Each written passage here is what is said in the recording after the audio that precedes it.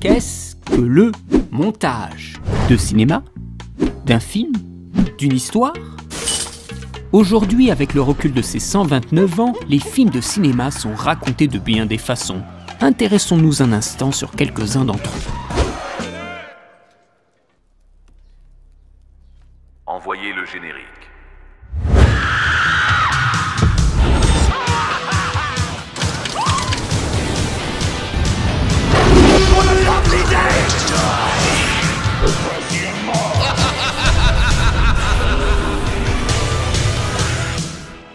Le cuirassé Potemkin, un des films russes les plus connus au monde, datant de 1925, possède une séquence de massacre de civils extrêmement montée qui contient 1/6 de ses 1346 plans. La Horde sauvage, un western possédant 3643 plans répartis sur 2h20, libère toute sa puissance dans une scène finale, mêlant ralenti et accéléré.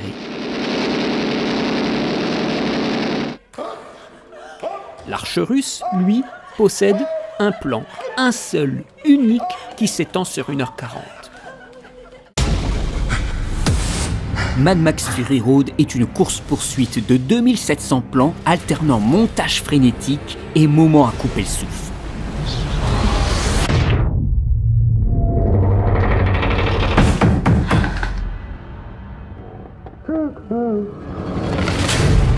Le thriller satanique Long Legs, sorti récemment, ne possède, lui, que 787 plans pour installer un étirement du temps et une mélancolie des personnages.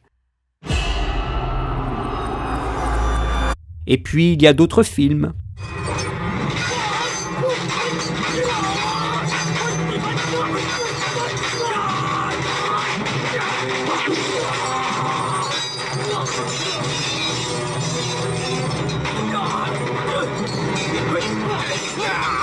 De par son montage, un film peut être aussi bien ça,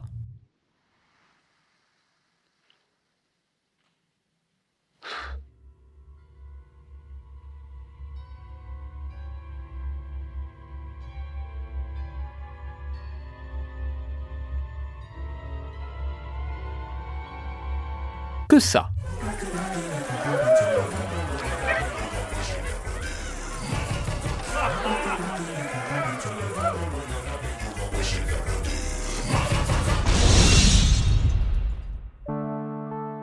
Mais qu'est-ce que tous ces films ont en commun?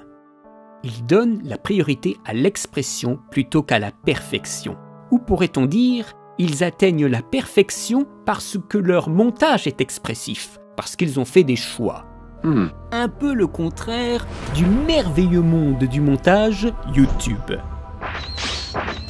Allez, en avant les petits techniciens interchangeables, tapotez sur vos claviers. La logique algorithmique de la plateforme pousse à produire des contenus plus rapides, plus percutants et souvent plus artificiels. Mais quelle est la valeur de ce qu'on regarde? Aucune importance. Le plus important, c'est qu'on regarde. Pour contrôler l'attention du spectateur, nous maintenons le flux de l'attention et des images. Un flux inutile d'un contenu tout aussi inutile.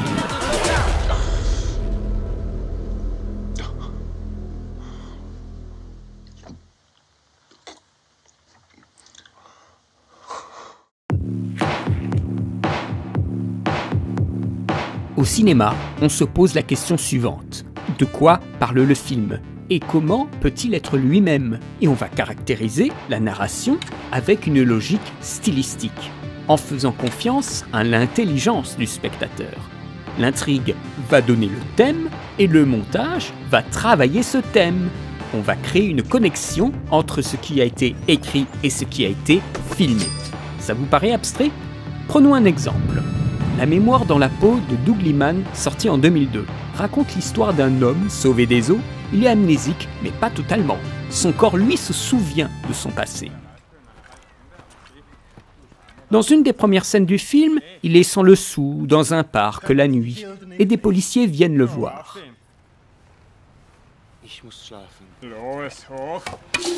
Hey, aufstehen, hoch! Par le travail d'ellipse dans l'action, Par le montage resserré des plans, on crée une confusion pour mettre en avant une différence entre l'intention et le geste, l'amnésie et le réflexe. Une scène dans laquelle le mouvement s'arrache à l'intention du personnage et la mémoire dans la peau de notre héros Jason Bourne prévaut sur l'émotion et le savoir qu'il possède à l'instant présent de la scène. La connexion entre le corps et l'esprit, entre l'histoire et les plans, entre le spectateur et la fiction, c'est le monteur qui l'effectue. On parle des fois de monter avec ses tripes, avec l'instinct ou l'intuition artistique, mais réfléchissons un peu. Qu'est-ce qui se passe vraiment, réellement, dans notre esprit de monteur ?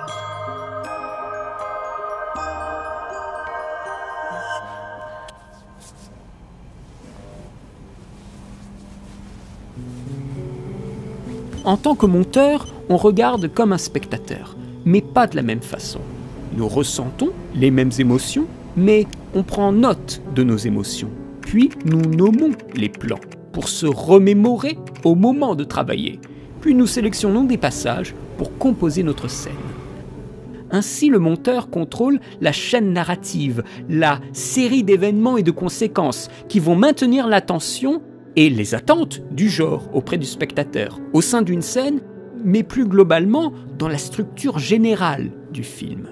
C'est important, c'est la base du travail du monteur.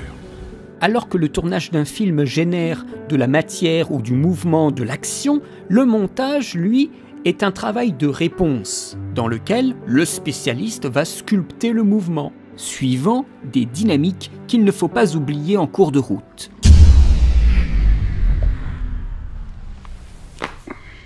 L'histoire, la situation à raconter avec les actions qui vont s'enchaîner, ce sont les pages de scénario qui ont été capturées pour donner l'image et le son. C'est la matière avec laquelle le monteur va travailler, va chercher l'émotion. C'est la clé du lien avec le spectateur. Pour ce faire, il doit déterminer le moment où et quand insérer le plan. C'est pas clair. Le rythme, serrer ou desserrer son montage, et le dérouler, pourquoi et comment les choses se font dans la scène. Bien sûr, il y a plein de paramètres qui font que ça ne se passe pas comme prévu. Dans The Dark Knight Rises, au tournage, ce personnage se fait rouler dessus. Mais dans le film, suite à diverses complications, il se fait tirer dessus. Un son rajouté en post-production nous donne l'illusion qu'il y a eu un tir sur la personne.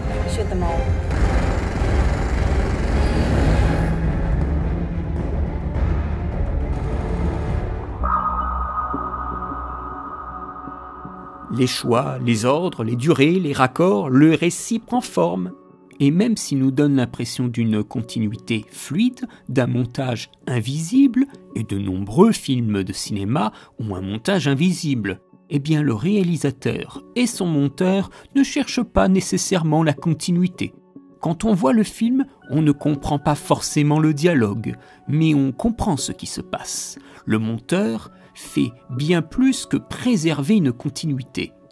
Prenons un exemple. Dans Blade Runner, le film de science-fiction de Ridley Scott, le héros Deckard regarde vers la gauche. Puis nous avons l'objet de ce regard, une femme arrive. Simple, basique. Mais imaginons une autre continuité à orchestrer.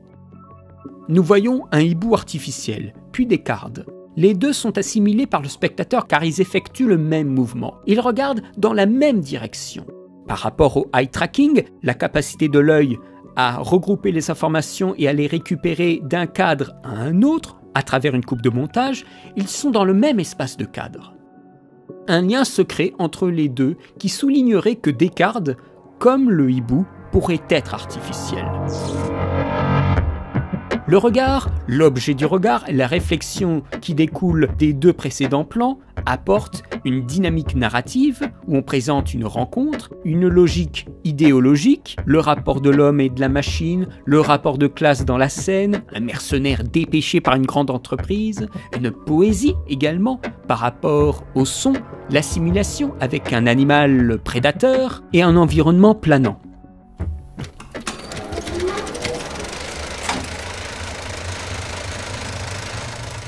Par la gestion du temps, l'espace, le mouvement, nous créons une narration expressive qui engagera le spectateur envers elle. Ce qu'on appelle la magie du cinéma n'est que la réunion de tous les éléments par le montage. Le film va alors entrer dans sa phase finale, la projection dans une salle de cinéma. Les spectateurs ne sont pas dupes. Notre monde n'a rien de magique. Il est misérable. Mais si on arrive à les mystifier, on peut les amener à s'émerveiller. Et c'est là qu'il se passe quelque chose de vraiment magique.